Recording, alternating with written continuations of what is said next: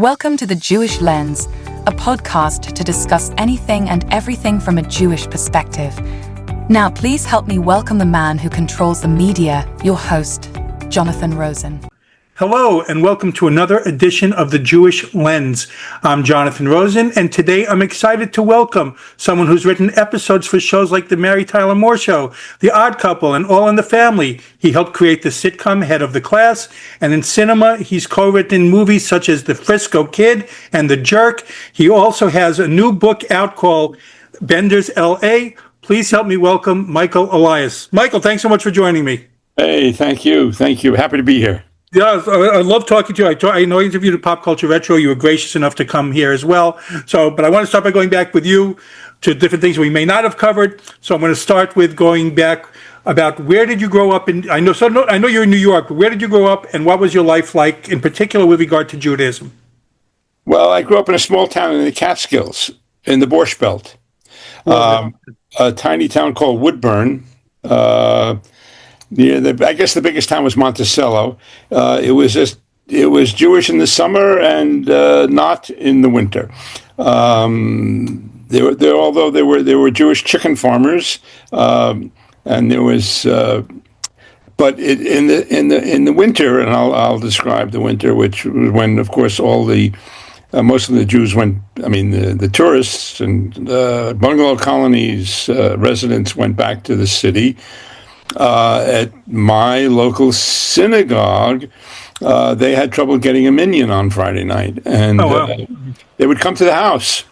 And, that's cool. I'd knock on the door and say, "Michael, is Michael available to come?" And I would say, "But I have a basketball game tonight." And they would say, "We'll make it short." I thought, "Wow, they're adjusting the service for my basketball team." That was great. So, but in the summer it was crowded and it was filled. It was vibrant. All the hotels, and bungalow colonies, Coca Lanes, which was a name for a bungalow colony that usually had a common kitchen. So each bungalows didn't have their own kitchen, but they had a common one where you would go, the women would go and prepare the meals. Then and the other thing was the men would come up they would work during the week in New York, and they would come up on the weekends. It was filled with the hotels, of course, had my heroes. Browns had Jerry Lewis. The Concord had the big names, Sid Caesar, and all the comedians. And there was a hotel in, shall I go on? Yeah, I'm just curious. Before we get to I'm dying to hear all the other entertainers. Yeah. But I'm just curious. Were you religious yourself growing up, or no? Not so much. Yeah, I mean, I was bar mitzvahed. It was a very modest affair in those days. My parents weren't. When our grandparents came up from New York to stay with us for a week or so, it was my job to take the bacon to the next door neighbor. So that was, but I went to Hebrew school. As I said, it was bar mitzvah. After that, I went more or less when needed, or sometimes it was just across the street, the shul. And I liked it. I liked the music. I liked the men. And then what happened? Well, it was not what happened. Once they would finish the service on Saturday morning, and one guy would bring a bottle of schnapps, another guy would bring some pickled herrings, another guy would bring a loaf of rye bread, and go ahead, kid, have a shot. And I remember coming home once, my mother smelled, "Do I smell whiskey on your breath?" I was 14. Right. You're not going there anymore. Anyway, that was. So you mentioned some of the acts. So who did you get to see when you were going to these Catskill things? Because it was really such a hotbed of Jewish entertainment at that time. Yeah, well, when we got older, I mean, I didn't go. There was a work ethic. Once you got to high school, you started working in those hotels on weekends or in the summers. We all did it, and we would work as busboys or bellhops. My chemistry teacher in high school, Sam Baton, he was the maitre d' of the what was it? The Flagler, I think, one of the hotels. Okay. And he would say on Friday, he would say, "I need 2 busboys," and he would, we would raise your hand and volunteer, and then you would go and spend the weekend being a busboy in the hotel. You'd end up with 30, $40, which was pretty good. And that was, and we got to see the acts if we were there. So we would see all the famous comedians, Buddy Hackett, and as I said, Jerry Lewis. And there was a hotel in my town, Woodburn. It was called Chester's, and it was more of a kind of socialist or liberal or progressive hotels, and there were a few. They were Jewish, but they weren't kosher, and they were more political, and they catered to more kind of sophisticated New York, Greenwich Village, and their entertainment was different. So instead of having, pop singers or comedians, they had comedians who appeared at places like the Bonsoir upstairs at the downstairs, guys like Jack Guilford, as opposed to Henny Youngman, say. I mean, I love them both. And they would have folk singers. They would have, there was a singer who appeared all the time, or used to come up, called Martha Schlamm, and she would sing, and they would sing in Yiddish and English, and it was a more progressive and interesting place, and that's where and Mel Brooks used to come up and vacation there, and Carl Reiner. So it was a hotbed of entertainment for me, and kind of inspired me to become more inspired me into show business. But I wanted to do a kind of more sophisticated stuff rather than just regular Borscht Belt comics. Right. Okay. Just what a lineup! What a lineup of the names you mentioned. Yeah. So here's one of the things that I was reading about you, and I want to see if this is true. Okay, so you were a member of the Living Theater. Is that accurate? Yeah, after college, I came to New York and I studied acting and supported myself as I was a substitute teacher in the New York City school system, junior high schools on the Lower East Side. And I met a friend on the street who, college, "What are you doing?" And she said, "I'm working at the Living Theater. Hey, they're looking for actors. You want to come over and audition?" And I did. And I got a part. And now I was a working actor in a play called The Brig. About a Marine Corps prison, and my salary was $15 a week, which meant I had to continue teaching. Right. And that was so I was in the Living Theater. Was this? I wanted to ask about this part. There was a raid. There was a federal raid one night. Is that accurate? Yeah, the Becks, Julian Beck and Judith Molina, who started this theater and kept it going. And it was really an important theater in New York, off Broadway. They did a play called Connection. They did a lot of Brecht. They were anarchists, and they actually didn't believe in paying taxes. Oh my gosh! Wow. So the part of the ticket that says $1.75 for your taxes. Right. Yeah, they kept that part. And eventually, I don't know whether the IRS caught up with them, and they raided the theater and they arrested. And then we had a sit-down strike, and we refused to leave the theater. And we were the actors; we were on stage, and they carried us out. And, oh my gosh! And we were taken to because it was IRS, it was federal. We were taken to the federal house of detention, dressed in our Marine Corps costumes. And so all of a sudden, like a dozen Marines are arriving and thrown into jail. We were news. Anyway, we spent a couple of nights there, and then were you panicking at all, or were you? Everybody was cool, and and in fact, one of the guys we were in a kind of a cell. I mean, there we were prisoners on stage. Now we were prisoners in a real jail. But one of the guys in our company He ended up in the mafia cell, and they threw him into a cell with a bunch of, and when I say cell, they were like 4 beds, four Right. racks. But they had an espresso machine. They had a carpet. The newspapers were delivered in the morning, so that was a good cell to be in. Oh my gosh, that's Yeah, fantastic. it All was a right, good. so let me Okay. talk about the team. You had a comedy team, Elias and Shaw, Yeah, with Frank Shaw. And they're like, so what was that act like a little bit in the experience? And you went on the Tonight Show. yeah. Well, we did. We were inspired by Nicholas and May, and there were a lot of comedy teams in those days.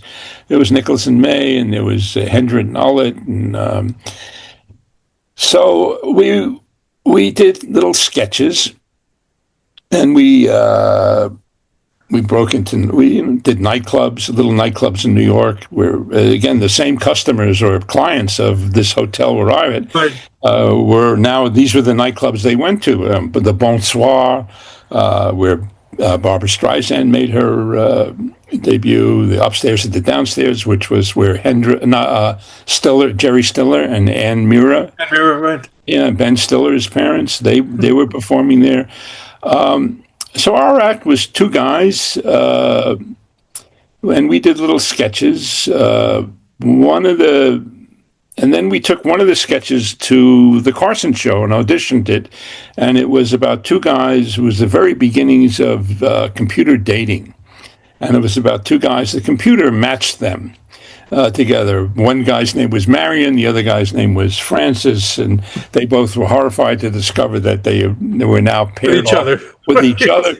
But it turned out the computer was right. They had everything in common, loved the same things, and they lived happily ever after. That was a sketch, and we did it on Carson, and then we went back again, and we did a few more.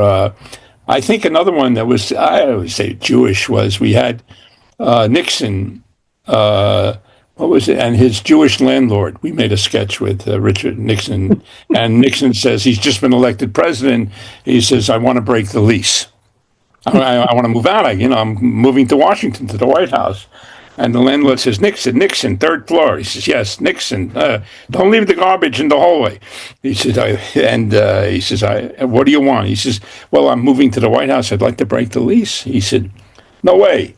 He says, "What do you mean, no way?" He says, "Are you kidding?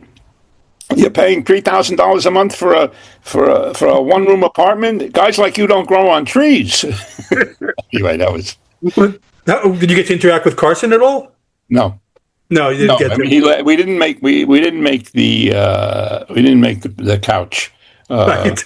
but we did 5, and the last one we did was, and this is how the next stage in my career, I guess, the last one we did, a producer in Hollywood saw us and called us and said, Wow. "I saw you guys." He said, "Who writes your material?" And we said, "We do." He said, "Well, would you like to come to Hollywood and work for me as writers, comedy writers?" And we said, "Yeah." And I said, "What about the act?" He said, "Not interested." So in the best tradition, we gave up the act, man. Right, And of course. we've been doing it ever since. Yeah. I'll do the writing. So, what was that culture shock like moving from New York to Hollywood? I guess. Well, it's funny. I had never. I think I only saw Hollywood or Los Angeles in the movies, or Right. and it was exotic and palm trees, and I thought there would be movie stars walking up and down Hollywood Boulevard. It wasn't. And there's this La Cienega, which is this gigantic hill, and I remember driving up this La Cienega in a taxi when we got there, and I said, "Geez, what are you doing? It snows. How do you get up here?" Yeah. So it was all exotic and amazing, and it took a long time to get used to LA. I was by that time I was a real New York City guy, and the idea you drive. I remember going to a bar once, and you had cars. You had to have a car, and I said to a woman I was talking to at the bar, I said, "I have a car. Can I drive you home?" She says, "I have a car also. What is this drive?" Or in New York, that would be great. Right. You have a car? Right. Wow. Everyone, who cares, right? Got a Exactly. car? Wow. So Anyway, I'm just trying to look at some of the people that or the shows that you've written for. Like we said at the beginning, like Mary Tyler Moore, Dick Van Dyke, All in the Family. One of my favorites, The Odd Couple. So what are some of your memories from doing those shows?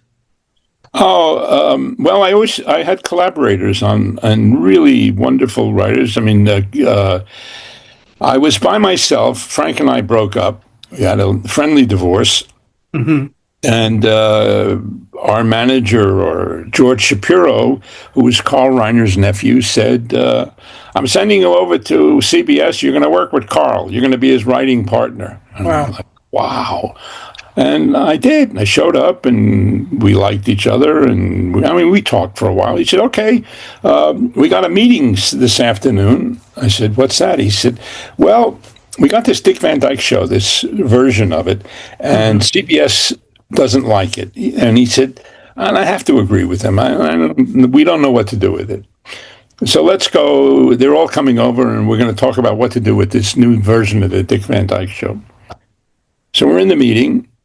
And we're talking about could be this, could be that. Should we rewrite them? Should we reshoot them? And I'm sitting there, and Carl is talking, and the secretary comes in and says, "Carl, it's 3:30." He said, "Oops, gotta go." And the president of CBS, Freddie Silverman, says, "Go? Where you going?" He says, "Group. I got group therapy." And the guy says, "But what about the show?" And Carl says, "Can't save the show if I'm crazy." And he walked out. Oh my God. And they looked at me, and I said, "I don't know, man. It's my first day." Anyway, that was Carl. And then I wrote on from there. I got a couple episodes of, and we worked together we revamped the Dick Van Dyke show. It was pretty successful. It's funny, where he was an actor on a medical soap opera with Barbara Hmm. Rush. It was terrific. And Dick Van Patten. Anyway, then I teamed up with a guy named Arnie Kogan, probably one of the funniest guys in Hollywood ever. Mad Magazine, Hmm. brilliant, brilliant guy, a sweet guy. His son Jay worked on The Simpsons. I've interviewed Jay. Yes, I have Yeah, Jay on. yeah, it's great. Okay, so you know this, Yeah. and we wrote a couple of Mary Tyler Moore episodes. Then I did I think All in the Family I did with a woman named Lila Garrett. So in those days you were freelance. They didn't have Right. showrunners. They didn't have staffs. Your agent got you a meeting with the producer, who was a writer. It was called a writer or story editor, and you say, "I got an idea for The Odd Couple. Felix can't remember where he parked his car and reports it's stolen." And they said, we like that. So figure out the story in detail, come back with the first draft, and so forth. Go on. That's how we did it. Yeah. So you just got to pitch ideas, and then they would say, "Hey, we like it. We'll take it." Is that really Yeah. how? Yeah. Wow. And the job of the story editor in those days, or the producer writer, like a guy named Ed Weinberger, and I worked with him or for him, on the Cosby Show when Cosby was a high school coach. Hmm. And then I became a co-star story editor with him, and he and I would interview writers.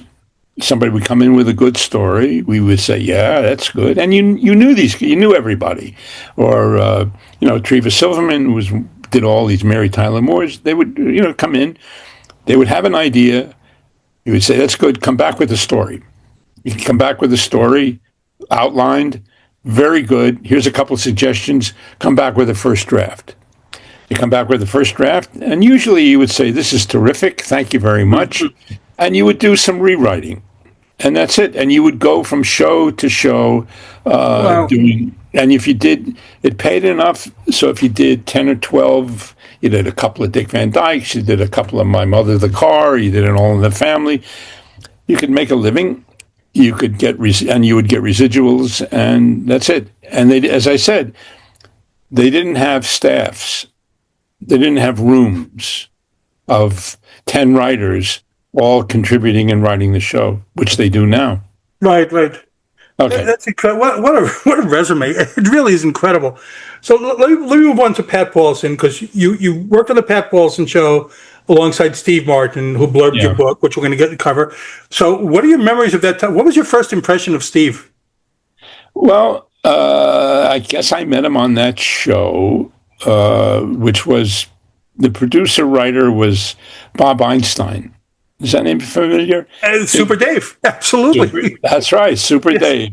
And Super Dave, I guess he and Steve were friends from uh, Smothers, right? Right.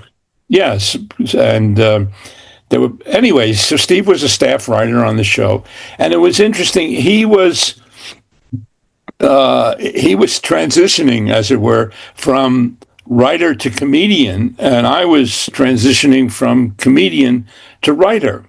So, and we were both majors in philosophy in college. We had a lot in common, and we became friendly.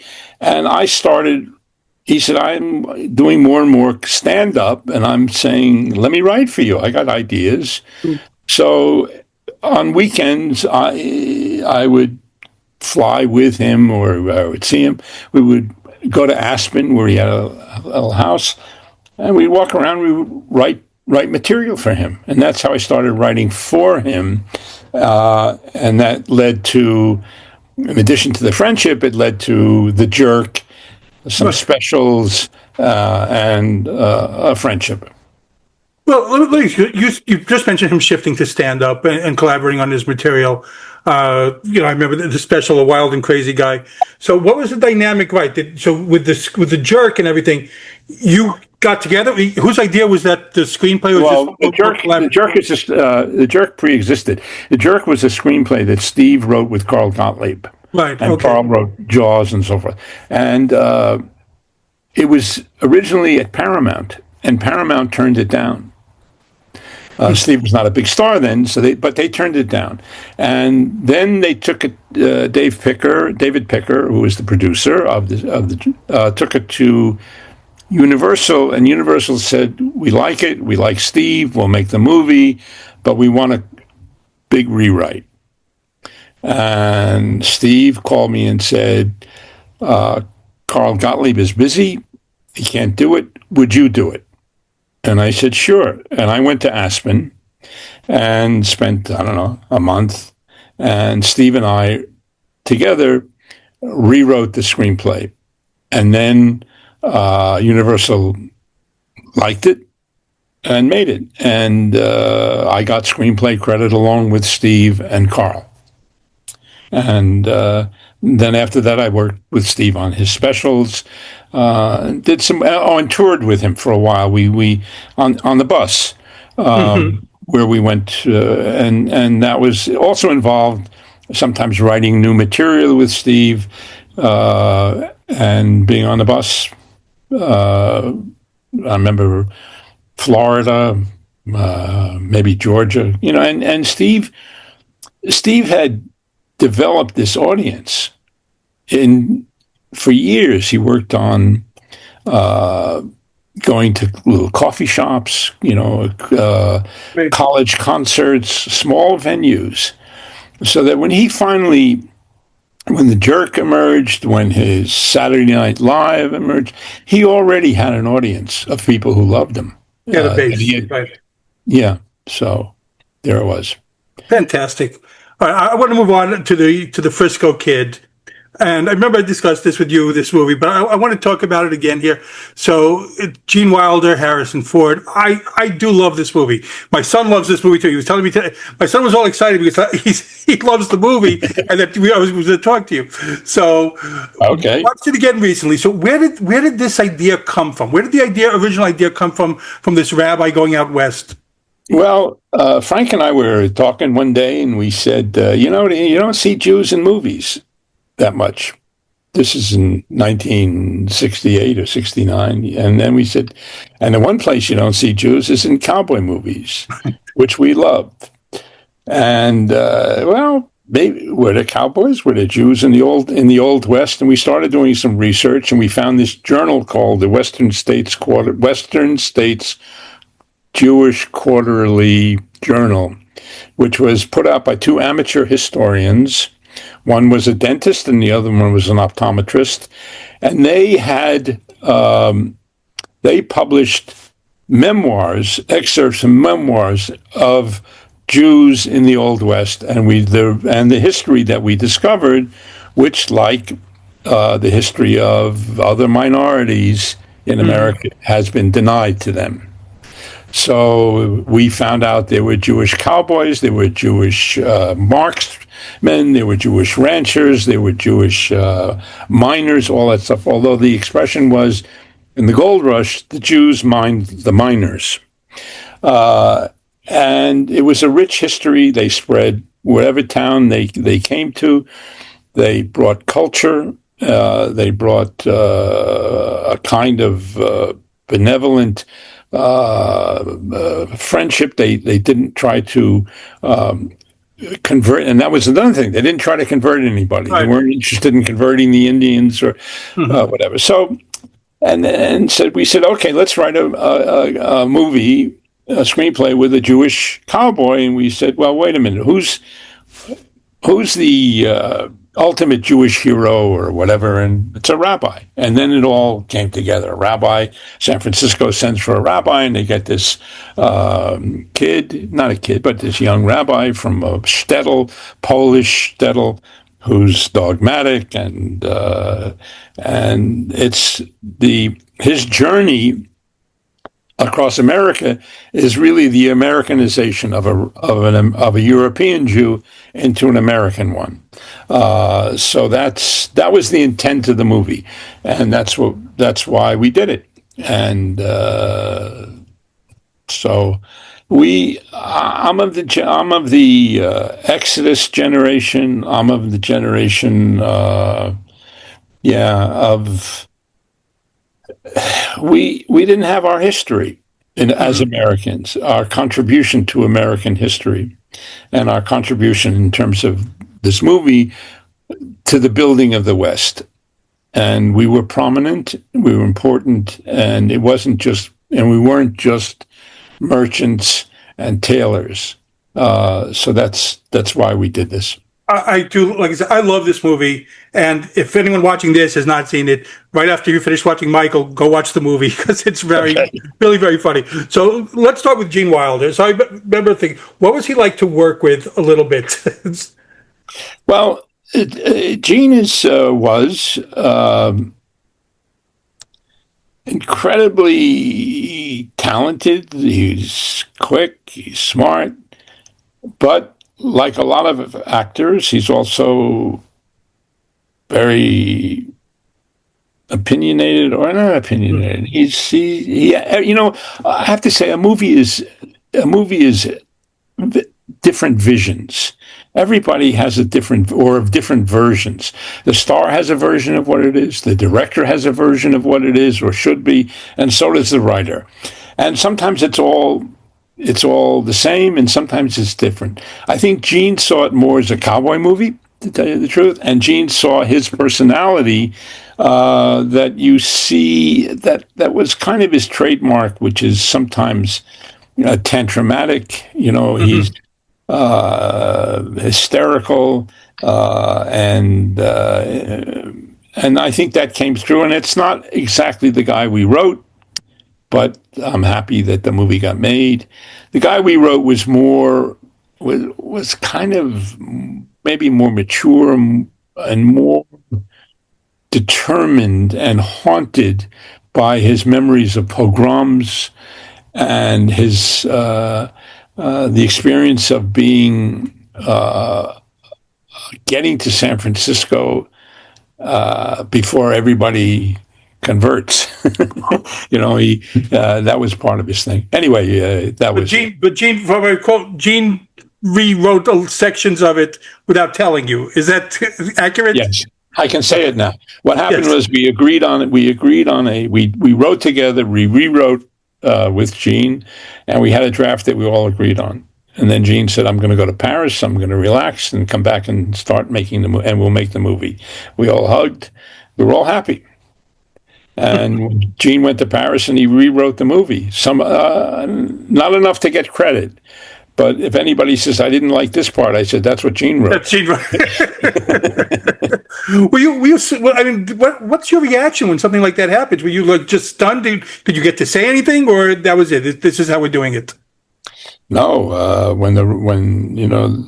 that's why directors want to be writers. I mean, writers want to be directors because I always say there's two good jobs in Hollywood: movie star and director. Writer, not so good. Because the director or the movie star can change a lot. Or you get a director who is in such sympathy with what you've written and makes it better. And that was Gary Marshall and Young Doctors in Love. He was brilliant. And Carl Reiner in The Jerk.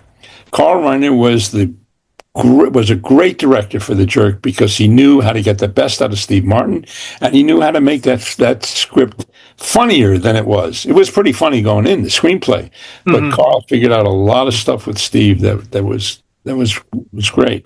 Go ahead. No, go ahead. Go ahead. Oh, no. I was going to say, and sometimes I thought that Gene made choices that weren't right, and I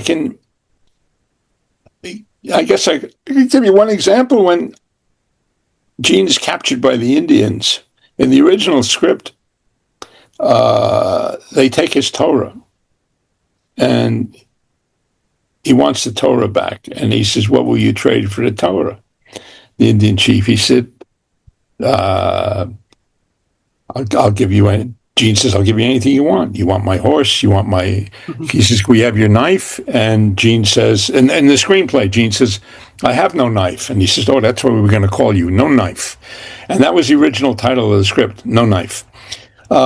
Anyway, they say, okay, you can have your Torah back. And a little girl, they give him the Torah, but the cover is missing. You know, the embroidered... The embroidered, yeah, it's missing. And the chief's daughter comes out, and she's wearing it. And the chief says, give him back. And Gene says, or the rabbi says, no, that's my gift to you. And then you see him riding out of the Indian camp with the Torah, holding the Torah, but it's got a buckskin wrap. And it's got little gold pieces from it. And it's become an American Torah. I like that. Yes. Yeah. And Gene said, no, I don't want to do that. I want to be tortured by the Indians. So we have a scene where he's tortured. Anyway, that's it. Fantasy Island. Remember that show, Fantasy Island? Of course, yes. Yeah. I want to do one where the screenwriter gets to make Frisco Kid. How was Harrison Ford, though? Harrison was great. He... I think he came out. That's where he admitted that he was Jewish. Right. Yeah. I think so. Not admitted. Right. Yeah.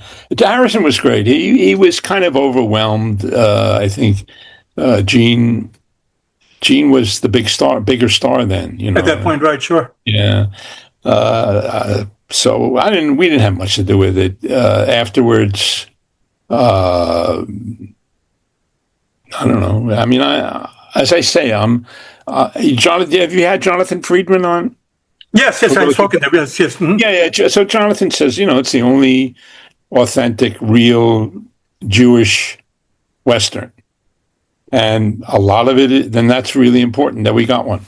That's to me is why I do love it so much. And I'm sorry that it was changing, because I would, as a writer myself, I'd be pissed. I would be pissed if they started changing things with that. So I totally get how you feel, but I do think the film endures and it's beloved by so many. I know. Listen, I'm not bad mouthing. I'm just giving I'm just giving the emphasis to what the experience was. Yeah, absolutely. Like I said, I would be pissed. I would be like furious if they changed my writing without telling me, for sure. Yeah. So let me talk about, all right, head of the class. By the way, I do want to come back to Young Doctors in Love. Let me just bring, since you mentioned it, I love that film too. That was such a fun film. So Gary Marshall was great to work with on that. Oh, brilliant. brilliant. And he's just a funny guy who invented funny stuff, and he cast it brilliantly too. When you think about that cast of all those, and Hector Elizondo, Yeah, yeah, I'm really proud. I think it's a really funny, I terrific agree. movie. That's another Yeah, good film and there he was a too. great guy. Great guy. So let me ask Love you him. about Head of the Class, because you ran for Okay. 5 seasons and even filmed episodes in the Soviet Union at that time. Yeah. So what inspired the show? That was from your teaching time? Well, I can tell you what happened. It was a guy named Stuart Birnbaum. It'll come through. Stuart Birnbaum. Anyway, it was an executive. Stu. Anyway, an executive at ABC said, "Guys, I want to have lunch with you or meet us for a drink." We met him, and he said, and this is kind of also the way television worked in those days. We met him for a drink. He said, "ABC, we'd like to do a school about high school kids again." Shot life. Mhm. So Rich, my partner, said, "Okay, but this time, let's make them smart." And he said, "Oh, that's a good idea."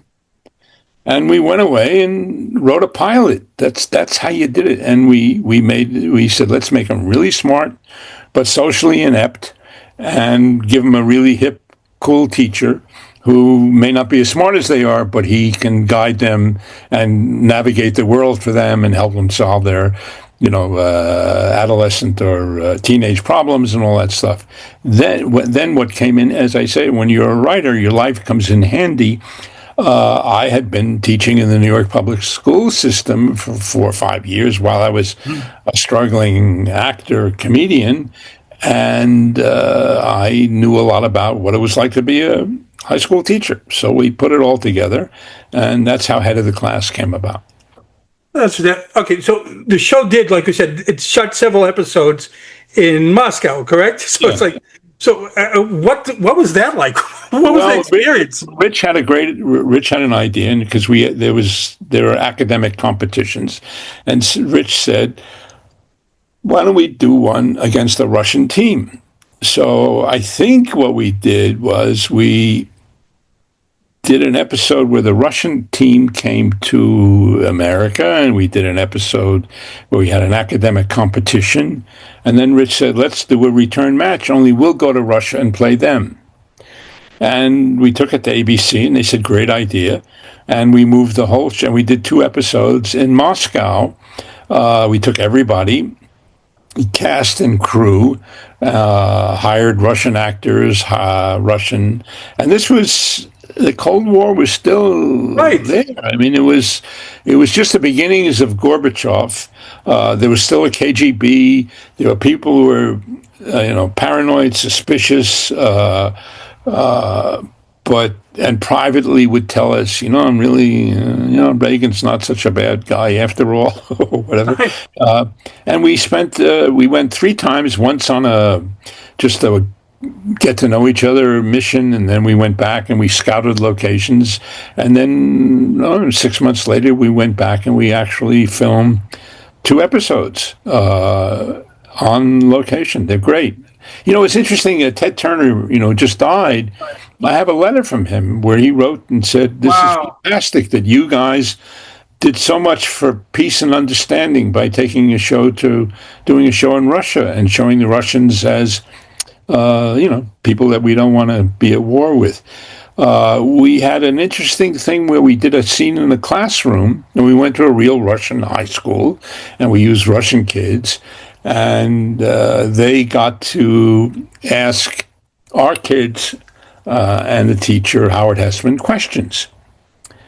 And they stood up and said, "What's it like in America? And can you do this in America?" And and one of our Russian advisors or assigned to us, or maybe even person, said, "It's all over. It's changed.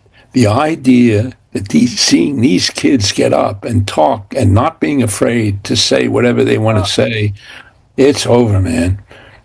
It's over." And it That's was. amazing. It was amazing. Yeah.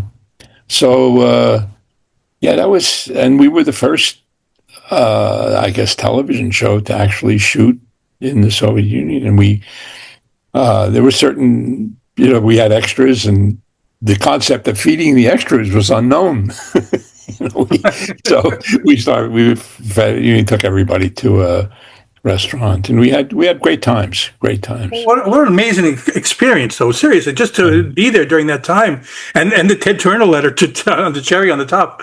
So let's talk about your novel, The Bender's L.A., your latest novel.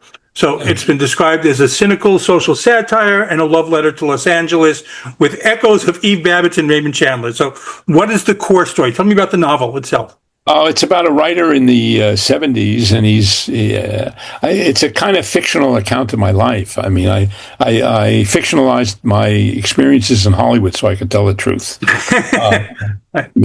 I brought a guy on, my hero, David Bender, is a New York writer who moves to LA with his wife, and she can't stand it.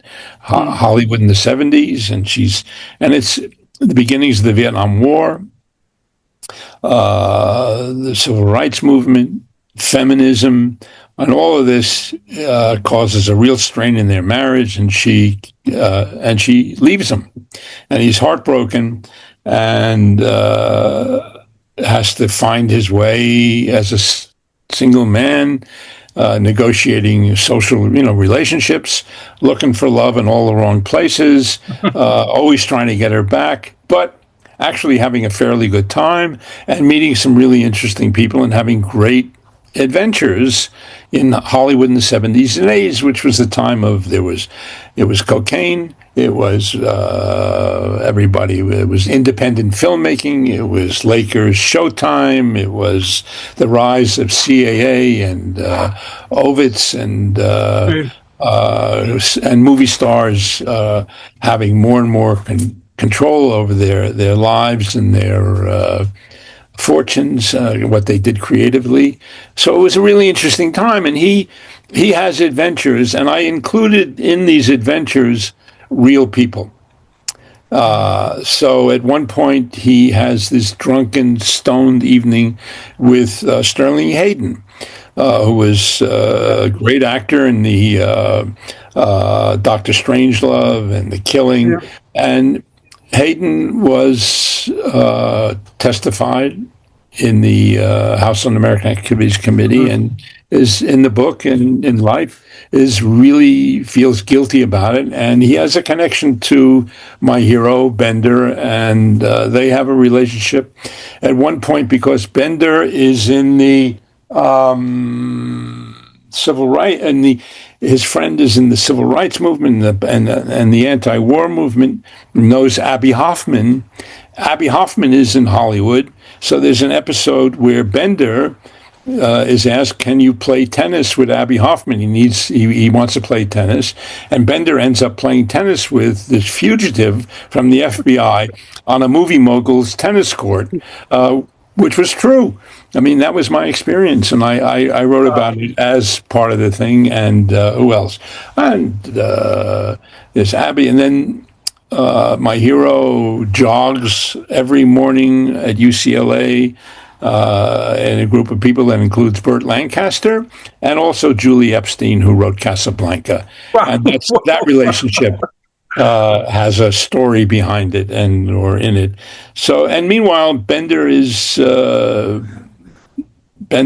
trying to, as I say, he has girlfriends and he has adventures, and it's satirical, it's funny, and meets artists, and it's life in LA, and it is a love letter to the city because I grew to love LA, and I grew to love the people in it, and also getting over the fact that it's not New York, and it's got its own life and culture, and that was part of it too. Well, I was about to ask that, like, how does it reflect your relationship with the city? So it's just, it is kind of, you do love the city, and this is showing that pretty much.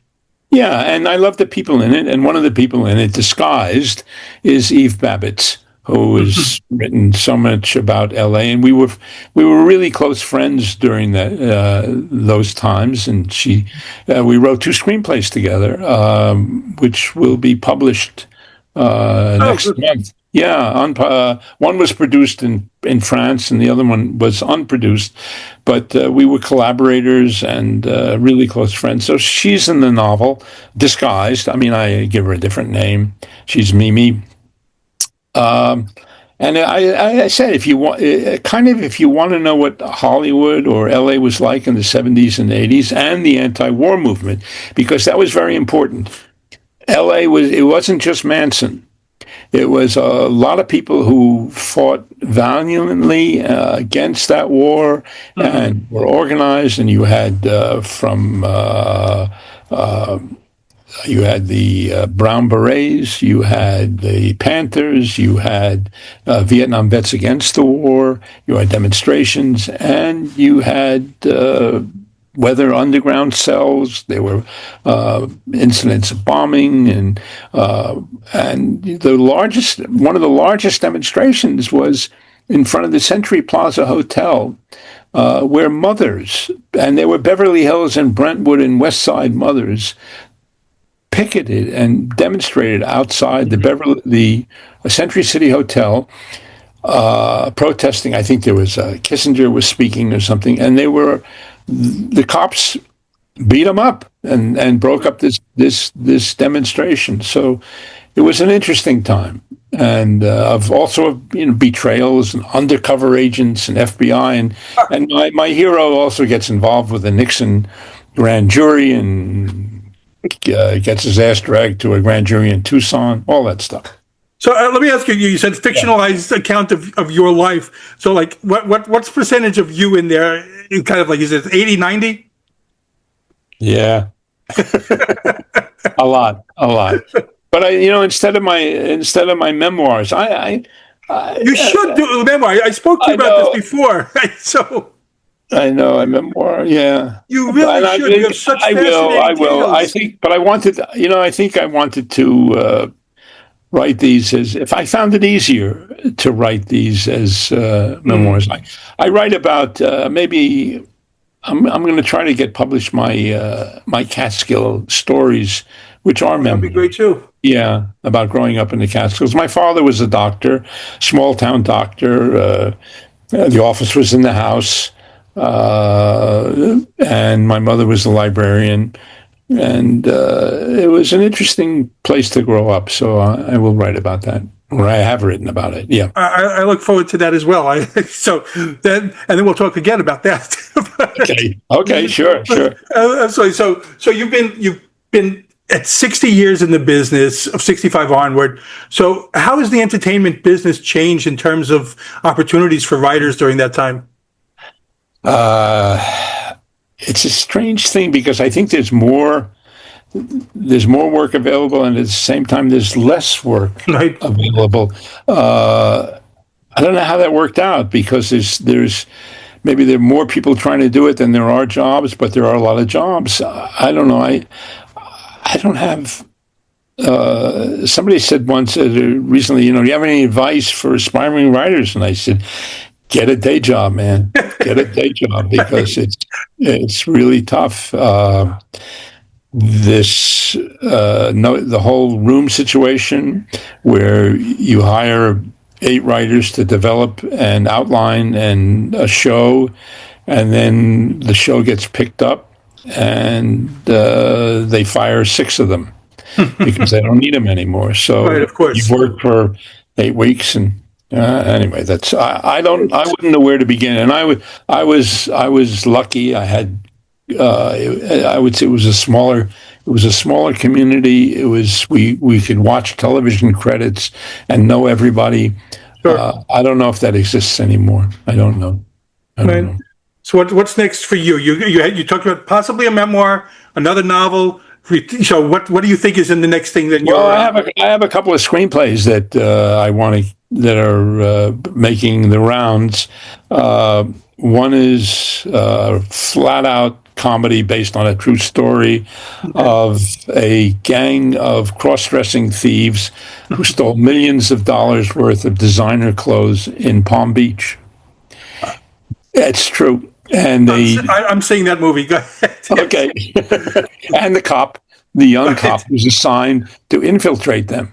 So it's kind of like Tootsie, and then there's another one which is actually a kind of a movie about a kid growing up in the Catskills, me a little bit, who wants to be a comedy writer when he grows up. So, and goes to New York and finds himself in the world of Greenwich Village, and he's a tough, nasty, sarcastic little prick. And that's what he needs to be. You need to become a comedy writer then. Anyway, that's it. And what's it? How can people follow you on social media? Let's see. I'm on Instagram, on my Facebook.